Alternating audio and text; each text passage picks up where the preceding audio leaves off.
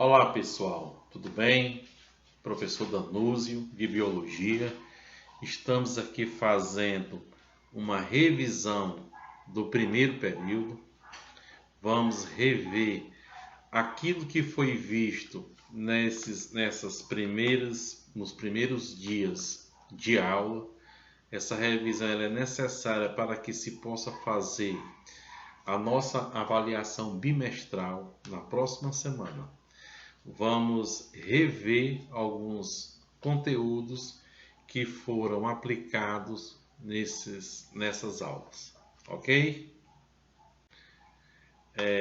Nós falamos sobre as características gerais dos seres vivos e a sua composição química, certo?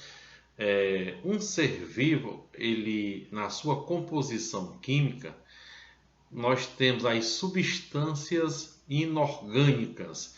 Quando você ouvir falar o que seria uma substância inorgânica, é a água e os sais minerais. Já as substâncias orgânicas, elas possuem o carbono como o elemento principal, que são os carboidratos, os lipídios, as proteínas, os ácidos nucleicos e as vitaminas. Substância orgânica ela já é produzida pelo nosso organismo, certo? Entendido? A composição química aproximada da matéria viva é de 75 a 85% de água, 1% de sais minerais, 1% de carboidrato, 2 a 3% de lipídios, que são as nossas gorduras, e 10 a 15% de proteínas, 1% de ácido nucleico. É interessante você observar que um organismo vivo, ele é composto, a sua base principal, a matéria, ela é água, de 75 a 85%, certo? Gravem bem, porque pode ser até uma questão de prova. Pela quantidade de células, certo? Todos os seres vivos são constituídos de células, mas o número de células varia de um ser para outro. Nós temos seres vivos, certo? Procariontes e eucariontes. O único ser que não é considerado vivo por ser acelular, que não tem célula, é o vírus. Existem os seres unicelulares, a palavra vem unicelular de origem latim, que significa único. Nesse caso são as bactérias, as cianobactérias, os protozoários, as algas unicelulares e as leveduras, ok? Material genético. Todos os seres vivos, eles apresentam material genético, o qual é responsável por transmitir as características de um ser vivo para a próxima geração, que é o que nós conhecemos, que é a hereditariedade, e controla as atividades que serão realizadas pela célula. O material genético ele é formado por um ou dois tipos de ácidos nucleico, que é o DNA e o RNA, ok? Segundo a nutrição, os seres vivos, eles são autótrofos e heterótrofos, certo? Um ser autótrofo, ele obtém energia por meio de processo como a fotossíntese. O autótrofo, ele não depende de outro ser vivo para a sua nutrição, para a sua alimentação. Um exemplo de um ser autótrofo, professor, as plantas, certo? As plantas, elas produzem o seu próprio alimento. Heterotróficos, esse já é diferente, né? Ele vai obter energia a partir da quebra de produtos provenientes de outros seres vivos. Um exemplo, nós seres humanos, nós, para podermos nos alimentar, necessitamos de outros seres para poder captar o nosso alimento. O nosso organismo, ele não produz o próprio alimento. Ok, gente? Deu para entender o que é ser autótrofo e heterótrofo, certo? Um produz o seu próprio alimento e o outro depende da produção de outros seres vivos, ok? Aqui nós temos os 5 reinos, certo? Os reinos dos seres vivos, que nós temos o reino Animalia, que é o reino animal, que é o nosso reino.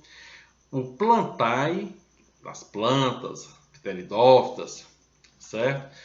Dos Fungi, o reino Fungi, onde nós temos também Protista, e o reino Monera, que são as bactérias, as cianobactérias. Ok, gente? Passando adiante. O reino Monera foi visto, tivemos uma aula em que nós falávamos sobre o reino Monera. O reino Monera é um dos reinos dos seres vivos, caracterizado por organismo procarionte. Se ele é procarionte, ele é unicelular, certo?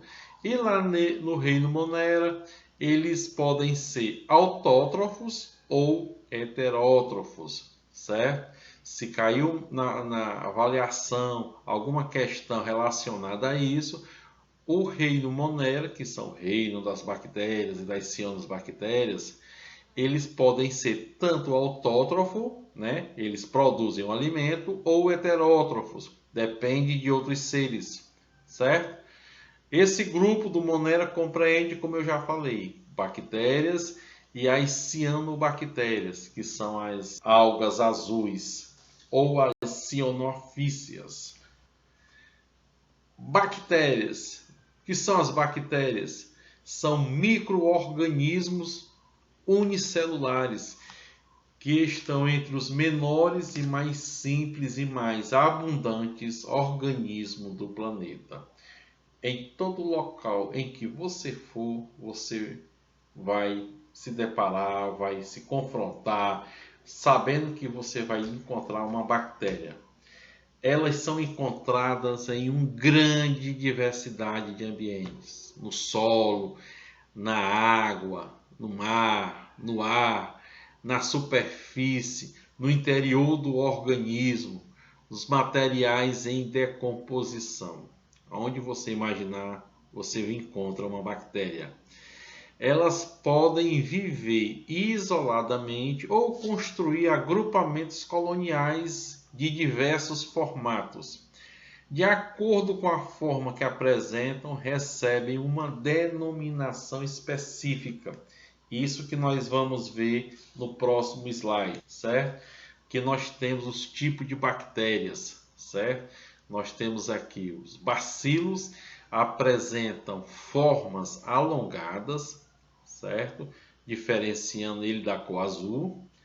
Cocos com as suas formas esféricas, porém eles podem se associar, formando diversos tipos de colônias, que são os diplococos, estalofococos, streptococos, pneumococos e tetrade.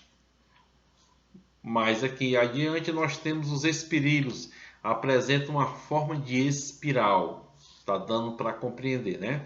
E os vibriões em forma de vírgula. Os vibriões, muito conhecida, a bactéria da cólera. Ok, gente? Vamos lá. Vimos também o reino animal, ou metazoo, que ele é composto por organismo heterótrofo, ou seja, aqueles que produzem o seu próprio alimento. Os seres que pertencem ao reino animal são eucariontes, certo? pluricelulares, são constituídos de mais de uma célula. Eles possuem capacidade de locomoção e grande parte fazem reprodução sexuada, certo? Os animais são classificados em diversos filos, sendo muitos deles animais invertebrados. Invertebrado é aquele que não possui vértebra. E as principais características do reino animal: o reino animal ele é dividido em diversos filos. Os principais aqui, que talvez seja cobrado na avaliação, são os poríferos, os quinidários, plateumintos, nematódios ou nematelmintos, os anelídeos, equinodermos, moluscos, artrópodes e os cordados. Ok, gente? Espero que todos assistam essa aula vídeo. É a base da nossa avaliação. Se você assistiu todo este vídeo, você vai tirar uma excelente nota. Isso é o que a gente espera. Até a próxima, então.